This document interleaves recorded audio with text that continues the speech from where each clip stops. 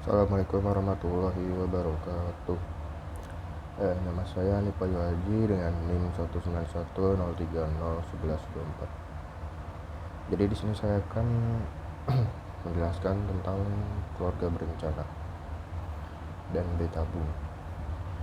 Jadi pengertiannya adalah KB adalah tindakan yang membantu individu atau pasutri untuk mendapatkan objektif tertentu, menghindari kelahiran yang tidak diinginkan, mendapatkan kelahiran yang diinginkan, mengatur interval di antara kehamilan, dan menentukan jumlah anak dalam keluarga. Dari definisi tersebut dapat ditarik kesimpulan bahwa KB adalah pengaturan rencana kelahiran anak dengan melakukan suatu cara atau alat yang dapat mencegah kehamilan.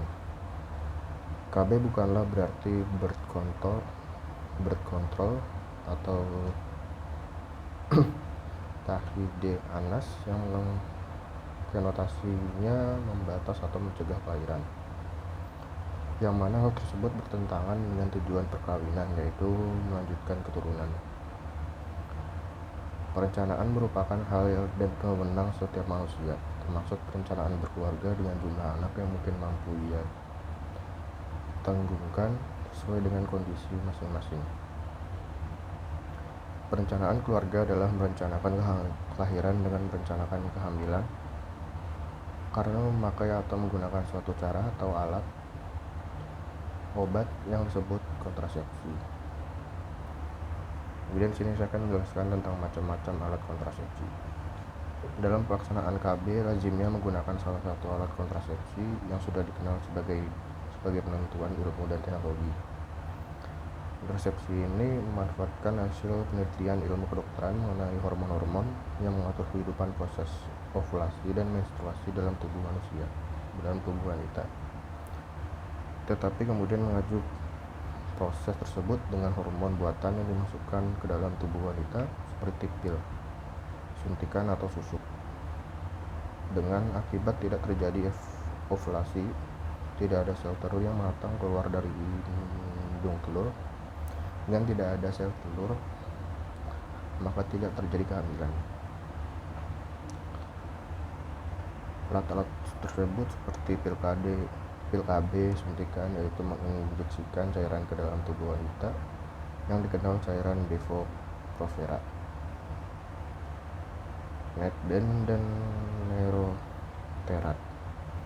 Susu KB yaitu berupa levomorgenstrel, terdiri dari 6 kapsul yang diinsersikan di bawah kulit dengan bagian dalam kira-kira 6-10 cm dari lipatan siku APDR. Alat kontrasepsi dalam rahim, sterilisasi, vasektomi atau tubektomi. Vasektomi yaitu operasi memutuskan atau mengikat saluran pembuluh yang menghubungkan testis dengan kelenjar prostat bagi laki-laki, atau tubektomi dengan operasi yang sama pada wanita sehingga ovarium tidak dapat masuk ke dalam rongga rahim. Dan akibat dari sterilisasi ini akan menjadi mandul selamanya. Alat kontrasepsi lainnya seperti kondom, diafragma, tablet vaginal, dan akhir-akhir ini ada lagi semacam tisu yang dimasukkan ke dalam vagina. Kemudian di sini saya akan menjelaskan tentang perspektif ulama tentang KB. Ber-KB dalam pengertian untuk mencegah kehamilan akibat hubungan badan suami istri telah dikenal sejak masa Nabi Muhammad SAW dengan pembuatan azal yang sekarang dikenal dengan coitus interruptus, yakni jimat terputus, yaitu melakukan ejakulasi di luar vagina sehingga sperma tidak bertemu dengan tujuh indung telur istri. Dengan demikian tidak mungkin terjadi kehamilan karena indung telur tidak dapat dibuahi oleh sperma suami. Azal pernah dilakukan oleh sebagian sahabat Nabi yang menjimati bunda-bundanya, tapi mereka tidak mengizinkan hamil. Demikian pula terhadap istri mereka setelah mendapatkan izin sebelumnya. Peristiwa Azal ini merupakan ceritakan kepada Nabi seraya mengharapkan petunjuk Nabi tentang hukumnya. Ternyata Nabi tidak menentukan hukumnya, sementara wahyu yang masuk turun juga tidak menentukan hukumnya. Jika azal dilarang, maka akan dijelaskan dalam Al-Quran yang masih turun pada waktu itu atau ditegaskan oleh Nabi sendiri. Nabi hanya menginginkan azal hanya ikhtiar manusia untuk menghindari kehamilan, sedangkan kepastian berada di tangan Tuhan. Demikian pula alat-alat kontrasepsi atau cara-cara lainnya tidak menjamin sepenuhnya berhasil secara esensial dan syarih. Kedua hadis di atas inilah yang dijadikan dasar hukum dan nas tentang dibolehkannya ber-KB menurut hukum Islam, sekaligus sebagai dalil untuk menghiaskan penggunaan alat kontrasepsi seperti kondom dan sejenisnya, sebagaimana akan dijelaskan nantinya. Meskipun demikian, dalil-dalil yang syarih tentang KB tidak akan ditemukan dalam Al-Quran, kecuali hanya terdapat dalam beberapa ayat yang dapat diambil pengertian secara umum, seperti ketika Allah memberikan peringatan kepada manusia supaya tidak meninggalkan cucu-cucu yang lemah sehingga dikhawatirkan kesejahteraan hidupnya di kemudian hari. Sama juga halnya ketika Allah menganjurkan bagi para ibu supaya menyusui anak-anaknya selama 2 tahun penuh, yang diartikan sekaligus sebagai anjuran menjarangkan kehamilan, tanggung jawab suami istri, dan jaga resiko yang ditimbulkan oleh anak-anak. Mengenai resiko dan kesusahan bagi seorang ibu akibat mengandung dan melahirkan anak-anak ini ditegaskan pula dalam surah Al-Luqman ayat 14, surat Al-Ahqaf ayat 15, dan beberapa ayat lain tentang fitnah yang disebabkan oleh anak yang banyak. Ulama yang membolehkan seperti Imam Ghazali dan kitabnya Ihya Ulumuddin dinyatakan bahwa azal tidak dilarang karena kesukaran yang dialami si ibu disebabkan sering melahirkan. Motifnya antara lain untuk menjaga kesehatan si ibu, kemudian menghindari kesulitan hidup karena banyak anak, dan untuk menjaga kecantikan si ibu. Kemudian C. Al-Hariri, beliau berpendapat bahwa menjalankan KB bagi perorangan hukumnya boleh dengan beberapa ketentuan. Yang pertama, untuk menjarangkan anak, kemudian untuk menghindari suatu penyakit bila ia mengandung, kemudian untuk menghindari kemudaratan bila ia mengandung dan melahirkan dapat membawa kematian, kemudian untuk menjaga kesehatan si ibu karena setiap hamil selalu 9 bulan menderita suatu penyakit kandungan. Alasan lain yang diperbolehkan adalah suami istri yang mengidap penyakit berbahaya dan dikhawatirkan menularkan kepada anak-anaknya. Adapun beberapa ulama yang melarang ber-KB adalah sebagai berikut.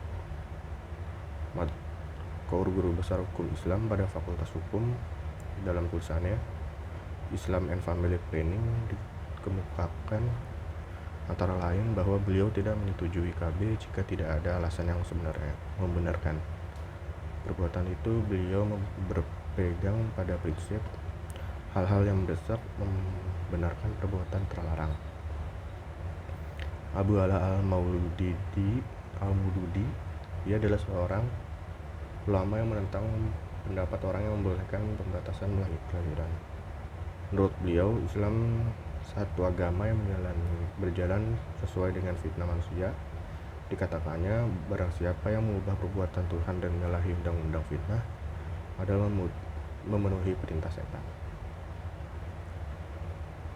Selanjutnya saya akan menjelaskan tentang imunisasi. Pengertian imunisasi dalam Kamus Besar Indonesia adalah diartikan dengan pengebalan. Kemudian kalau dalam istilah kesehatan, imunisasi diartikan memberikan vaksin atau sebelum mencegah terjadinya penyakit tertentu. Biasanya imunisasi bisa diberikan dengan cara disuntikan maupun ditereskan pada mulut. Vaksin adalah bibit penyakit yang sudah dilemahkan untuk membantu tubuh menghasilkan antibodi untuk melindungi terhadap penyakit. Sistem tubuh kita mengenal partikel vaksin sebagai agen asing, menghancurkan dan mengingatkan, sehingga jika agen tersebut menginfeksi, maka sistem imunitas saja menetralkan sebelum agen tersebut memasuki sel dan berkembang biak. Jenis vaksinasi yang yang ada di antara lain hepatitis, polio, campak, rubella, BCG, DPT. Kemudian ada jenis imunisasi. Imunisasi wajib adalah imunisasi yang diwajibkan untuk memenuhi kebutuhan kesehatan dalam rangka mencegah penyakit menular tertentu, yaitu imunisasi rutin, kegiatan imunisasi secara terus-menerus dan terjadwal. Kemudian imunisasi lanjutan adalah imunisasi ulangan yang mempertahankan imunitas. Kemudian imunisasi tambahan diberikan di usia tertentu yang berisiko terkena penyakit. Kemudian imunisasi khusus dilakukan untuk melindungi dari penyakit pada situasi tertentu.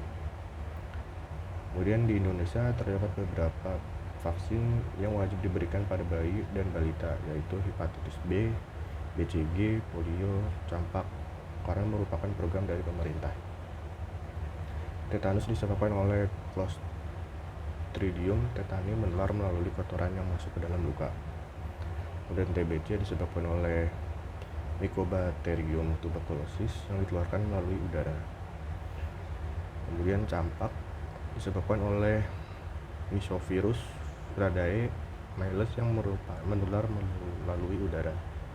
Kemudian poliomyelitis adalah penyakit pada saluran saraf pusat yang terdapat menyebabkan lumpuh dan menular melalui kotoran.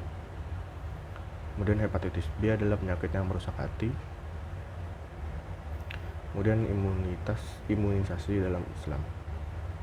Dalam Islam, kaidah usul fiqh mengatakan bahwa mencegah mudaratan lebih utama daripada mengambil manfaatnya. Hal tersebut kemudian menjadi dasar hukum kehalalan vaksin sesuai sabda Rasulullah bahwasannya setiap penyakit ada obatnya, maka penyakit telah dikenai obat. Semoga sembuh dengan izin Allah. Terdapat beberapa ketentuan yang dapat merubah benda haram menjadi halal, antara lain masalah istikhalah. Maksud istikhalah di sini adalah berubahnya suatu benda yang najis atau haram menjadi benda lain yang beberapa nama sifatnya, seperti khamar berubah menjadi cuka, babi menjadi garam, minyak menjadi sabun, dan sebagainya. Kemudian ada masalah istiqoh. Maksud istiqoh di sini adalah mencampurkan benda haram atau najis dengan benda lainnya yang suci dan halal yang lebih banyak sehingga menghilangkan sifat najis dan haramnya, baik rasa, warna, atau baunya.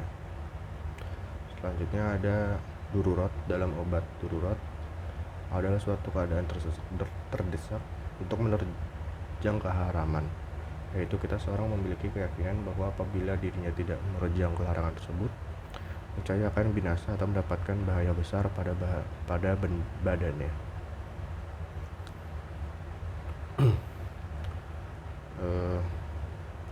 Selanjutnya, menghindari diri dari penyakit adalah kebutuhan, meskipun harus menggunakan vaksin yang mengandung bagian dari suatu yang haram. Maka dari itu, ada beberapa dasar pemikiran tentang hukum vaksin. Beberapanya diantaranya adalah virus masuk ke dalam tubuh dan jika tidak ditangani akan menyebabkan cacat atau lumpuh. Kedua, terdapat sejumlah orang yang menderita kelainan kekebalan tubuh yang memerlukan vaksin. Kemudian vaksin adalah senyawa antigen yang berfungsi untuk meningkatkan kekebalan tubuh. Kemudian banyak jenis vaksin yang bersumber dari bahan yang haram. Kemudian selanjutnya, belum ditemukannya vaksin lain yang mengandung bahan halal. Berdasarkan dasar hukum MUI, diberikan keputusan yang ada dalam Fatwa MUI nomor 33 tahun 2018 menyebutkan bahwa vaksinasi MR dan SII hukumnya mubah atau diperbolehkan karena dalam kedaruratan dan belum ada vaksin yang terbuat dari bahan yang halal. Selanjutnya adalah bayi tabung. Pengertian bayi tabung atau pembuatan in vitro adalah sebuah teknik pembuatan di mana sel telur ovum dibuahi oleh tubuh wanita. Bayi tabungan adalah salah satu metode untuk mengatasi masalah kesuburan ketika metode lainnya tidak berhasil. Prosesnya terdiri dari pengadilan, proses ovulasi secara hormonal, pemindahan sel telur dari ovarium, dan pembuahan oleh sel sperma dalam sebuah medium cair. Teknik bayi tabung adalah yang pertama fertilizatio in vitro atau IVI dengan cara mengambil sperma suami dan ovum istri kemudian diproses in vitro atau tabung. Dan setelah terjadi pembuahan lalu ditransfer rahim. Selanjutnya ada gamet intrafellopian tuba atau GIFT dengan cara pengambilan sperma suami dan ovum istri. Dan setelah dicampur terjadi perbuahan, maka segera ditanam di saluran telur tuba fallopi. Teknik kedua ini lebih alamiah daripada teknik yang pertama, karena sperma hanya bisa membuahi ovum di tuba fallopi setelah terjadi ejakulasi melalui hubungan seksual. Kemudian ada syarat pelaksanaan bayi tabung. Syarat dalam mengikuti program tabung pasangan suami istri yang diperkenalkan oleh tim dokter program Melati Rumah Sakit Anak dan Bersalin Harapan Kita Jakarta untuk mengikuti prosedur bayi tabung adalah pasangan suami istri yang kurang subur atau disebabkan karena istri mengalami kerusakan kedua saluran telur, kemudian lendir leher rahim istri yang tidak normal, kemudian adanya gangguan kekebalan di mana terdapat zat anti terhadap sperma di dalam tubuh, kemudian tidak hamil juga setelah dilakukan bedah saluran telur, kemudian tidak hamil juga setelah dilakukan pengobatan endometriosis, kemudian suami dengan mutu sperma yang kurang baik, kemudian tidak diketahui penyebabnya. Pandangan Islam terhadap bayi tabung. Permasalahan bayi tabung belum pernah terjadi pada zaman Rasulullah maupun pada zaman para sahabat. Namun kasus yang mirip dengan persoalan ini sudah pernah terjadi dan bisa dilakukan oleh orang jahiliyah. Aisyah menceritakan 4 macamnya perkawinan di zaman jahiliyah. Perkawinan seperti menikah pada zaman sekarang, perkawinan dengan motif untuk mendapatkan anak, podri cara melacur. Dari keempat macam pola perkawinan ala jahiliyah, tampak ada persamaan dengan bayi tabung dalam dikiaskan dengan macam perkawinan yang kedua, yaitu perkawinan yang memotivasi untuk mendapatkan anak oleh Rasulullah dibatalkan. Titik persamaannya adalah memasukkan sperma orang lain ke dalam rahim seseorang melalui pernikahan. Perkawinan dengan motivasinya untuk mendapatkan anak sebagai tujuan utama dan diperbolehkan dalam Islam. Berikut ini beberapa pendapatan ulama perihal bayi tabung. Yang pertama ada Zakaria Ahmad Al-Bari. Inseminasi buatan itu boleh menurut syaro jika dilakukan dengan sperma suami yang demikian masih dibenarkan oleh hukum dan syariat yang diikuti masyarakat yang beradab. Tindakan tersebut diperbolehkan dan tidak menimbulkan noda atau dosa. Di samping itu, tindakan demikian dapat dijadikan cara untuk mendapatkan anak yang sah menurut syaro, yang jelas ibu dan bapaknya. Kemudian Syekh Yusuf Al-Qaradawi, apabila inseminasi yang dilakukan itu bukan air mani suami, maka tidak diragukan lagi bahwa hal tersebut adalah suatu kejahatan yang sangat buruk dan merupakan perbuatan yang lebih hebat daripada pengangkatan anak. Kemudian status bayi tabung. Yang pertama ada inseminasi buatan dengan sperma suami. Inseminasi berbuatan dengan sperma suami sendiri tidak menimbulkan masalah. Nasab anak itu dinisbahkan kepada yang memiliki sperma, jadi kandungan anak itu sebagai anak yang sah menurut syariat Islam. Maksud ia juga berhak mendapatkan hak waris tanpa dibedakan dengan anak yang lahir secara alamiah sebagai diatur dalam Al-Quran surat An-Nisa ayat 11. Kemudian inseminasi buatan dengan sperma donor. Inseminasi jenis banyak menimbulkan masalah yang rumit. Akan dinisbatkan kepada siapa anak ini. Apabila dinisbatkan kepada laki-laki yang memiliki sperma, menurut syarat tidak boleh, sebab tidak adanya perkawinan yang sah menurut syarat Islam.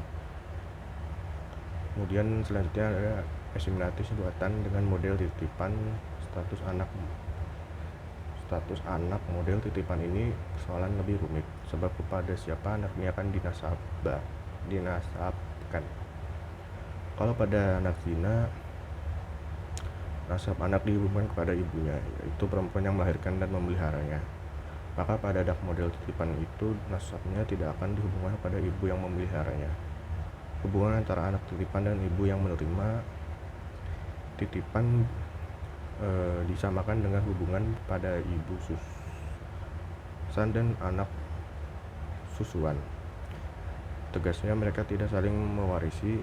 Kalaupun ingin 16 mempersoalan hak waris, maka anak itu hanya berhubungan dengan wanita yang melahirkannya. Dalam hal ini ialah wanita upahan yang dititipi. Kemudian kesimpulan hukum penyelenggaraan bayi tabung yang pertama ada inseminasi buatan pada prinsipnya adalah usaha untuk mendapatkan keturunan dengan memanfaatkan teknologi yang selalu berkembang. Selanjutnya ada berusaha mendapat keturunan dengan memanfaatkan teknologi bayi tabung bagi pasangan suami istri. Pada prinsipnya diperbolehkan inseminasi buatan dengan sperma donor, dan model titipan akan menimbulkan berbagai masalah. Masalah tersebut antara lain masalah silsilah nasab dan keturunan. Dikhawatirkan juga terjadi perkawinan saudara sehingga inseminasi dengan sperma donor termasuk perbuatan mungkar serta hukumnya haram. Sekian penjelasan dari saya, kurang lebihnya mohon maaf. Assalamualaikum warahmatullahi wabarakatuh.